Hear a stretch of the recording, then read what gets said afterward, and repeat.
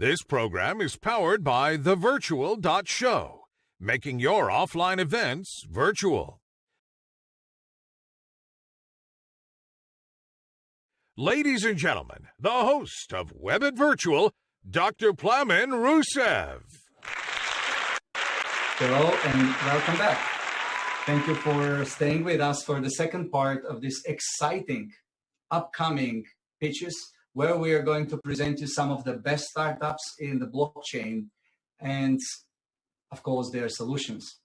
You can count on one thing.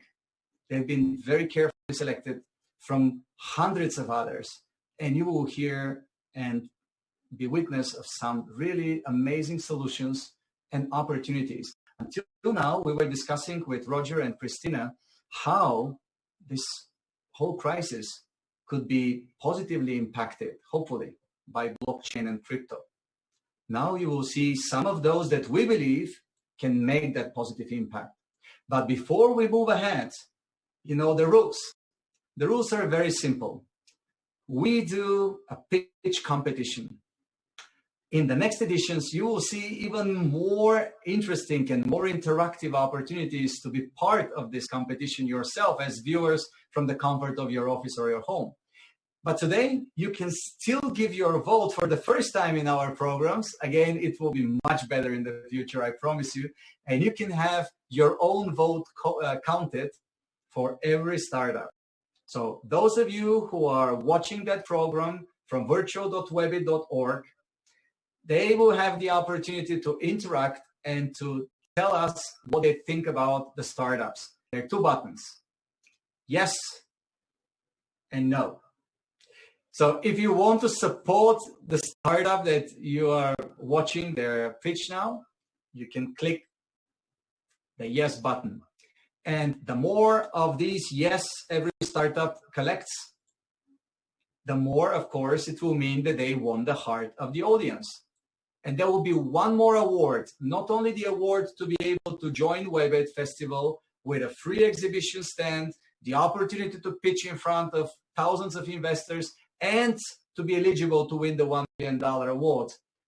But also there will be one more award by the audience. And we shall provide the audience winner with free tickets to WEBIT, and definitely will support the startup in connecting with investors and the largest enterprise leaders. Now, without further ado, once knowing the conditions of how it works, please start doing it. In the meantime, I'm not deciding this by myself. I have a wonderful and very esteemed jury of investors who are actually making the vetting and the decisions as if they were vetting the companies before they invest in them. And I would like now to introduce them and to welcome them here in the studio, so you could know who will make the final decision from all these great startups, who to be the winner. I'm presenting you now the jury members. I start with a good friend of ours who already been with us, Ali Madhavji is a managing partner of Blockchain Founders Fund. He's passionate about emerging technologies to help change the world. This includes the blockchain, the cryptocurrency, artificial intelligence, machine learning, IoT, education, fintech, blockchain, etc. He's consulting a number of global organizations. Our second participant in the jury is Marc. Marc Wesselink is a serial entrepreneur and a founding partner of Startup Bootcamp and responsible for the alumni portfolio. He's a co-founder of Venture Rock and Contrarian Ventures. Marc has started 12 companies and has developed an international focus thanks to his serial entrepreneurial activities in Africa and in Europe. Unfortunately, we have one person who cannot join us here because he had to leave. We're sorry for this, but really we extended a little bit longer our discussion with Roger Ware. So we shall be missing Michael Kosic, from the founding partner at the Loyalty VC. But we have Matthew. Thank you, Matthew, for joining us. Matthew Merle is a co-founding managing partner of Fifth Era, and he's the most active early stage venture investors, backing almost 200 companies in a year. Matthew is a manager of blockchain co-investors, the world's leading blockchain venture fund of funds. He's adjunct professor at Singularity University and best-selling author.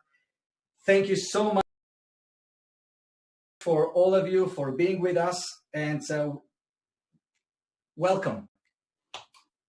Good to be here. Thanks. Now let's start with the first startup.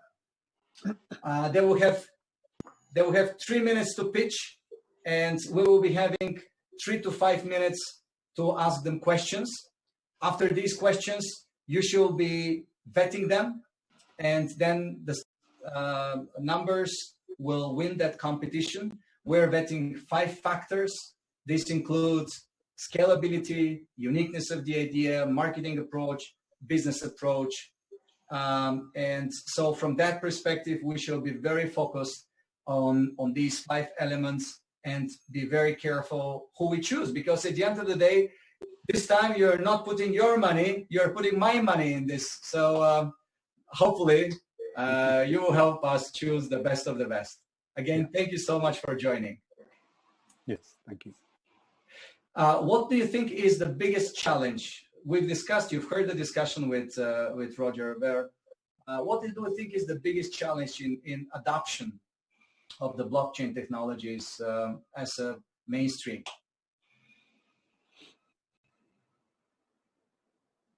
Any one of you can answer.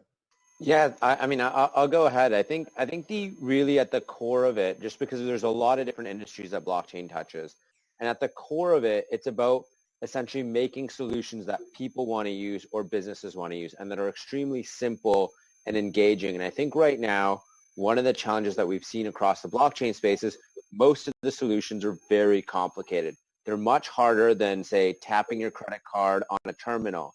Of course, with COVID, I think it's given light to the fact that a lot of the blockchain space is very digital. I think there's a lot of benefits to this. But, you know, keeping in mind that we do need to continue to make this solution simpler for consumers, easier for enterprises to integrate. Super. So any other opinions we would like to share, please? Yeah, Marc? So what we always saw with infrastructure technology is that everybody was focusing on the technology and the capability of technology. But as an entrepreneur, I have always been focusing on what problem you solve and what's the customer segment you target. And that is something which was not applied in the past 10 years. But you now see more and more really true problems popping up with a very simple solution. And in many cases, a blockchain technology can be one of those simple solutions. So I truly believe that in the next 10 years, a lot of very simple solutions will pop up for large problems. And those are all based on distributed ledger technology. Okay. So thank you so much for these answers. We move next with the startups. We shall start with Mimirium, if I said it the right way. And it's a post-seed startup with 300,000 already in investment. It's from Bulgaria. Mimirium is a technological startup focused on blockchain, cryptography, and big data product development. The main product is Mimirium Network, an ecosystem of tools for data collection and analysis, distributed computational and anonymization network. So here is George Christoph. Hi. Nice to. Hello. Hi. Do you hear me? Now we hear you better. Please speak a little bit louder. Okay. So you will be having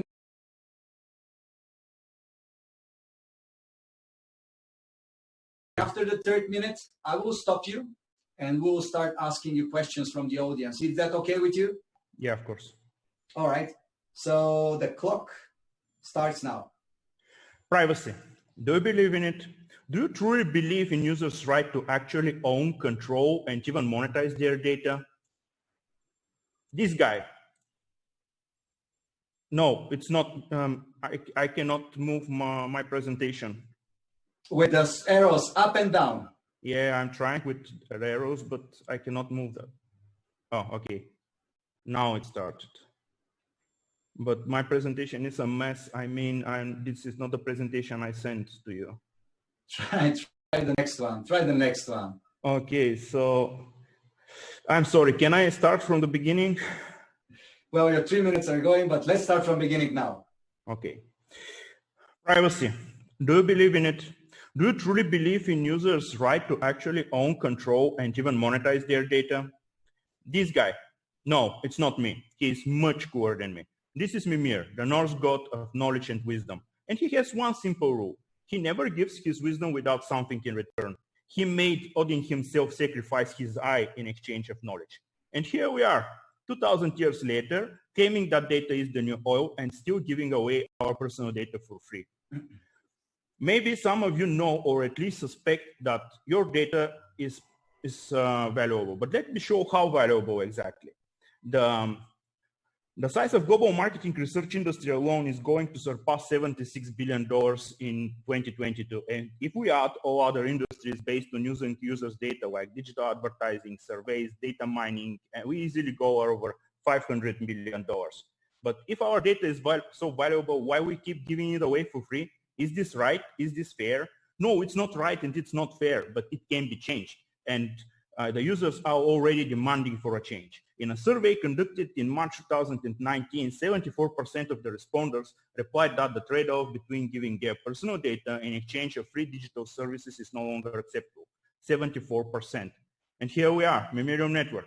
Mimirium Network is an ecosystem of different tools that allow the users to collect the data they generate in internet, their own devices in encrypted way, and after that, with their permission, they can participate in different kinds of data mining, researches, and get paid for that. We are using deep technologies like homomorphic encryption, zero-knowledge proof, secure multi-part computation, blockchain, and smart contracts to ensure that no raw data and no personal data is transmitted in this process, and everyone keeps their full anonymity and privacy. We were selected as an associated partner of National Statistics Institute of Bulgaria to participate in a pilot project for Eurostat for implementing smart statistics into smart cities projects. But what are the benefits of our solution? For the businesses, it's GDPR compliance and less legal issues, less risks of security breaches, and possible cross-references between different data sources. And for the users, they can actually own and control their own data. They can monetize their data, and they can keep their full privacy and anonymity. We have a very solid team with vast experience both in IT and startups. And we have an average 10 plus years of experience including projects for big international companies. Till now, we have raised 225,000 euros from an angel investor and 2 accelerators. We had a paid pilot project for Eurostat. We received 2 European grants for blockchain solutions, and we have launched one of our B2B services. Now we are seeking 1 million euro to continue our development and to go to market. And we invite you to join our exciting journey. Thank you very much. 3 minutes. That's a good timing. Gentlemen from the jury, I'm expecting your questions. Yeah, I have a first question. I think we met each other, I think 1 or 2 years ago. What is you say you have a validated pilot project with Eurostat. What is the business case for Eurostat? Because if you want to create something like this, you also need to create a win-win-win situation for all people involved. So what is the exact business case for Eurostat? So for Eurostat, they have this concept. It's called Smart Statistics 4.0. It's for gathering real statistic information in real time from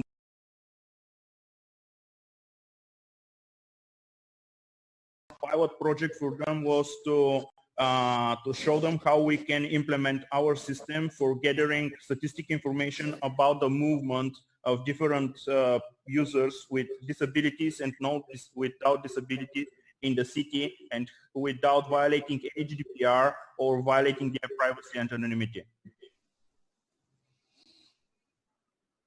Okay, clear. Thank you. Other questions? Yeah, so how far are you from launching the survey product, which I understand is your main product is from your website, and so when do you expect to launch that, and what do you see as the biggest challenges to get there? Thank you, Ali. So we have already launched our Mimirium survey system. We are the biggest system, the bigger system. Mimirium network is still in TRL 7 stage, and we have about 6 months to launch it. But our first Mimirium survey system is already on the market, and we have our first clients. And who are those clients? So for now, this is one of the biggest Bulgarian companies for furniture manufacturing. It's called Videnov. One university, it's called High University of Management in Varna, and another 2 companies that are in the IT. How many customers have they rolled the survey? Can you repeat that? Because how many customers have actually done the survey? So for now, we are implementing the system for these different customers. We have 6 different surveys done by different users just for testing, and now we are implementing it for full capacity. So it's like 1. What? I mean, in terms of how many users, I didn't understand the answer. Okay. So the combined users these companies will bring with them is around 3,000. 3,000. Yes. Okay. Survey of 3,000. So what I would like to say to you is I think you buried your lead, which is another way of saying you didn't lead with your strengths. Obviously, you're now telling us things that are much more interesting than what you presented in your 3 minutes. I can't agree more. We're one of Bulgaria's leading blockchain companies. We're backed by the government. We already have 3,000 customers coming online. The platform is built, and we're now looking for a partner to expand us beyond Bulgaria. That, I think, is your key points. And then, obviously, no one's going to international investors are unlikely to invest in a company on the other side of the world at this point. So the question that I would have for you really is how are you going to take what you've already created in terms of momentum and get local investors behind you? And, and how are you going to reach into the angel community in Central Europe? And what's your plan to attack that? I'm in Silicon Valley. It's a long way from you. Yeah. Thank you so much, Matthew. Good point. Being a Bulgarian myself and having the first Bulgarian company start pitching on that platform, I can't agree more with you. So thank you for this note. And the time is up, and we're way beyond time. And I know that you are all very busy. We will have to cut the pitches to only 2, so it will make your job even easier. You have to choose between 2 only because we are way beyond time. So George, stay with us, and I'm inviting now our next competitor. It's TraceRx, Matthew Rosen.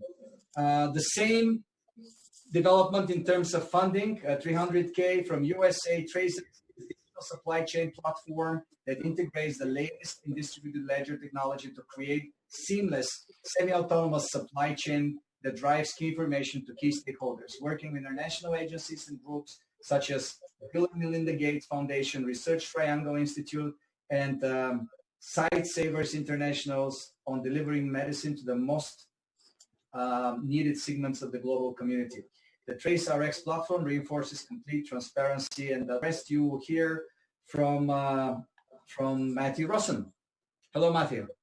Hi there. Can you hear me all right? We hear you perfectly well. You know the rules, 3 minutes and then 5 minutes Q&A.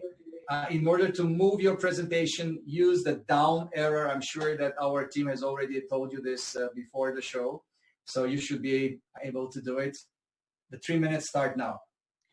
Well, thank you very much for having me. Good afternoon, good evening to everyone out there in the global community. When I used to give this presentation, I had to first help the audience understand the peril of a vulnerable supply chain. These days, I think we're all acutely aware of the severity of what's at stake when a simple supply line is compromised. From essential medicines to food on our shelves, we're all at risk. However, even before the global pandemic and countrywide quarantines, the supply chains that delivered the products that made up the comforts of our societies were in fact regularly exploited by corruption.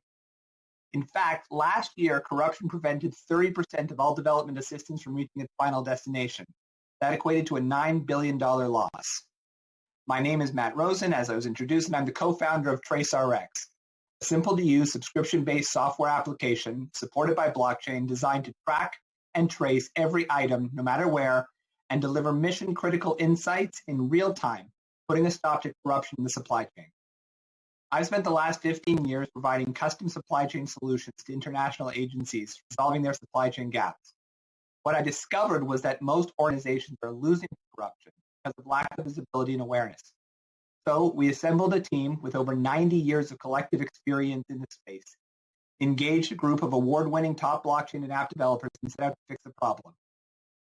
The TraceRx solution provides a smart dashboard, an intuitive app, real-time global product location and blockchain architecture, ensuring that the data is both transparent and immutable. We work hand in hand with our customers to make certain we understand every interaction they need to have with their supply chain. With our platform, what used to take weeks now takes only minutes. We've already had success with our early adoption products in Africa and Europe. In December, we started a project in Nigeria for the Bill and Melinda Gates Foundation to map delivery of essential drugs through the country. Another project we're working on is with a major food manufacturer in the United States to help map their entire domestic supply chain. We're currently seeking up to $1 million US in new capital towards key hires, marketing, and platform enrichment. Imagine if every dollar spent, every item sent got to its intended recipient and actually did what was set out to be done without corruption or interruption. Thank you very much.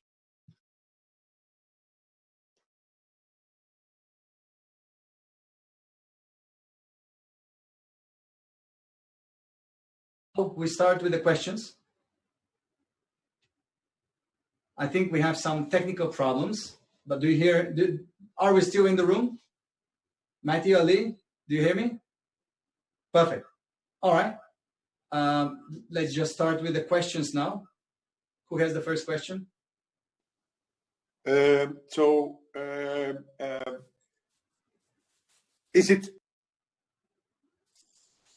it a fully open or is it a fully closed ledger? That's my main question, because there are two, of course, advantages of being using both. So that's my first question. Second question, the team members, are the team members also coming from a logistical background? So those are my two questions. Great questions. Thank you. Let's address them in order.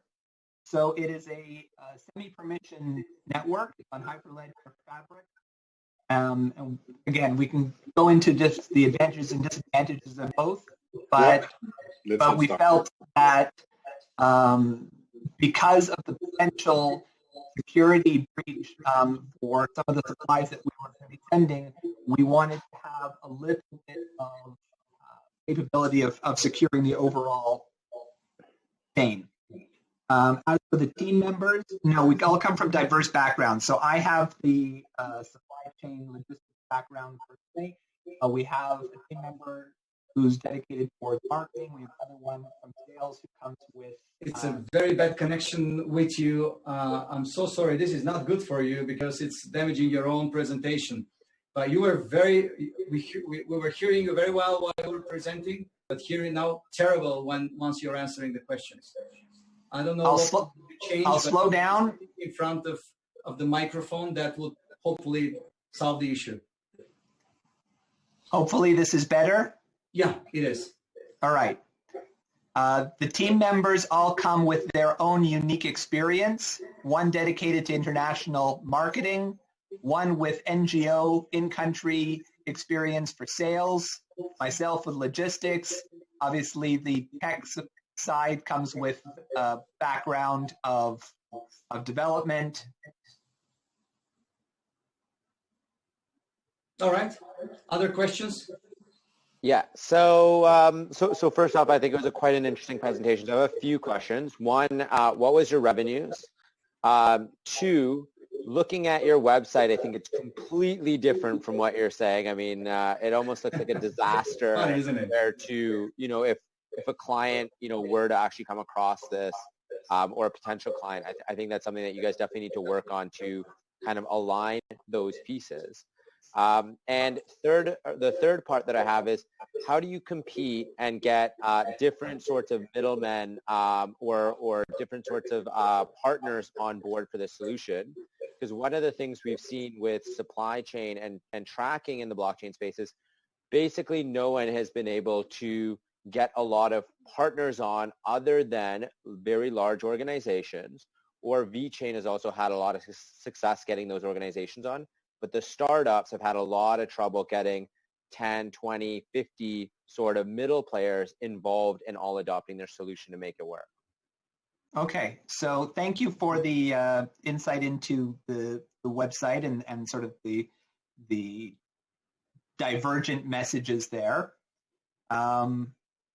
Our revenues, we began our revenue positive stream in December of last year. We only in about 50,000 in revenue last year. We're losing your game.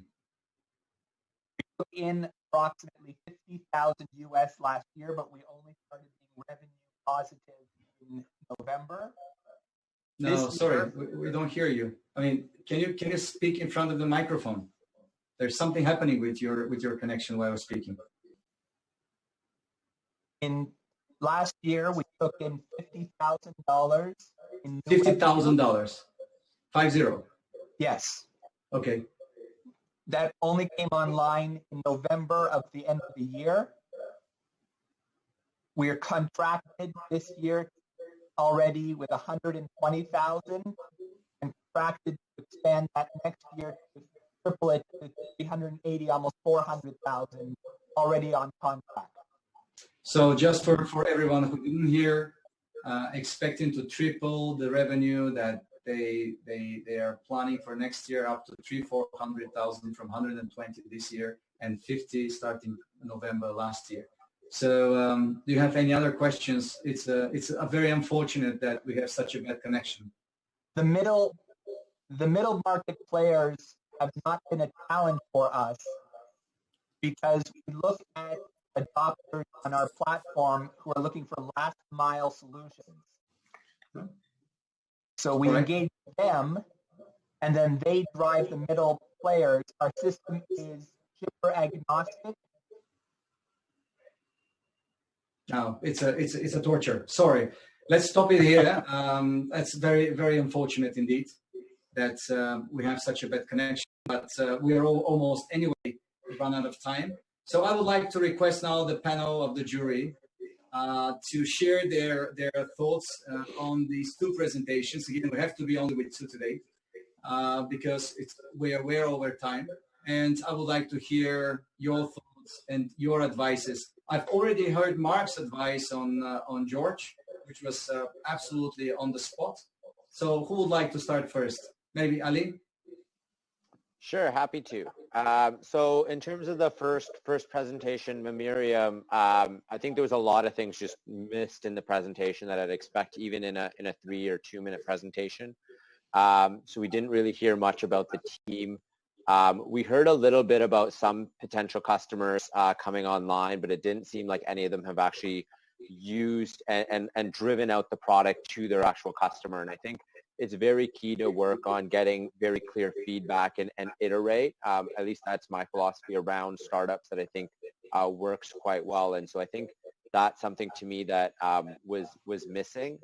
And I didn't really see too much more in terms of really seeing how this is going to expand, very significantly, just because to me, it didn't sound like a very large sales pipeline, and there just wasn't enough data points given how long the company's been around. I've seen articles on the company for 16, 17 months. I'd probably expect to see more traction and already some users using the product, even if all of the blockchain aspects weren't live. And so I think that's really important to know. In terms of TraceRx. So as I mentioned, I think the website's completely divergent, but from what was said in the presentation, I think it was actually parts were quite interesting. I'm still quite concerned on being able to get the players on board, even with that last mile strategy. And there are a lot of people working on tracing solutions, and very few have been successful. And it's really only come from the top players, like Walmart also has been very successful in this space for tracking. I mean, people are probably aware of places like China. 50% of all fresh meat will be on blockchain this year for Walmart. And so there are very big players working on this and investing a lot of money. I did like the team. I think the team has a lot of potential, and would love to still know more about some of these projects, like with the Gates Foundation, and see how they can expand that. But clearly some revenues in that look potentially promising. Yeah. Great.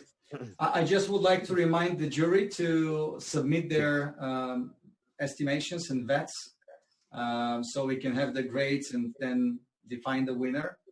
So I'd like to add something to build on what Ali said. I think that both Georgie and Matt are coming into this. This is a 3-minute format. It's actually the hardest format. 7 minutes, you can do a presentation and you can use slides. 1 minute, it's all got to be verbal. 3 minutes, it's sort of in the middle. I think that you need to be clear on what you're trying to accomplish in those 3 minutes. You're not actually going to have the opportunity to present the detail of your company. All you're trying to do is get another meeting. You know, it's a small commitment. And in fact, Ali has just offered Georgie just that. Ali has said, I want to learn more about what you're doing with the Gates Foundation. So Matt, you need to know what your hooks are and you need to lead with them, you know, and that's all you can do. So I'm Matt. I lead a tremendous team in wherever you are, you know, in the research triangle. Bill Gates is backing us, and I need to tell you more about my company because we're going to transform the supply chain. Matt, if you just lead with your strength and just try and get to the next meeting, I think you will do better than you just did. And I'm excited that Ali wants to spend some time with TraceRx. I think that's a good outcome for this event. Absolutely. Absolutely, yeah. Do we have our third member of the jury with us? Marc, are you with us? Yes, that's me. So it's of always incredible hard to tell your life story in 3 minutes. And I always say, who's your customer and what problem do you solve? That's the only thing you need to say. And especially the last part that Matthew also emphasized, it's the team, because there are many ideas, but the execution is key, and the team is the core of the execution. So that's the only thing we need to focus on, these small kinds of 3-minute pitches. But I do think both solve a problem, but it's also a huge problem. Many other companies are also trying to solve. So how are they becoming, or how are they better than their competitors? But let's see. Incredible job. Always, let us always be respectful for those those misfits out there who are trying to start something disruptive on the planet. So kudos for both. Yeah. I see the results already. Today the jury has been obviously very harsh, but maybe there's a good reason for that. And from that perspective, we have the numbers and the winners. And without further ado, because we have been quite over time, first of all, I would like to thank all the jury members for taking their time and being with us and vetting the startups. This startup, the winning startup, has one of the lowest numbers of winners we've ever had during the 12 years of history of WEBIT, which doesn't though mean that the winners are not being judged. So the winner is the TraceRx. Congratulations. Congratulations. Job well done. Still, you won the vetting, and you should be receiving the free entrance to our WEBIT Festival, opportunity to pitch and to take part in the Founders Games. From that perspective, you have achieved your goal. I think that the fact that you had issues with your connection didn't play a good role, because I'm confident you had many things to say, because you're working with important and with critical partners for your success. Hopefully you will be able to build up on that, and hopefully you will do it together with some of the investors on that panel and others who've been watching your presentation. Congratulations. I would like to say special thanks to our investors panel. Thank you for being with us, and looking forward to have you next again in the upcoming editions of WEBIT. Please stay with us in the next few days. We have a very special edition of WEBIT Virtual. It's a media panel, the Friday media panel. We have the executive editor of Business Insider, editor of Forbes. We have special correspondent from Al Jazeera and a news anchor from BBC. It will be a fantastic WEBIT program on information and disinformation in the COVID times and beyond. Thank you again for everyone being with us. It's been real pleasure to spend this time with you, and looking forward to meet soon on the virtual grounds again. Thank you.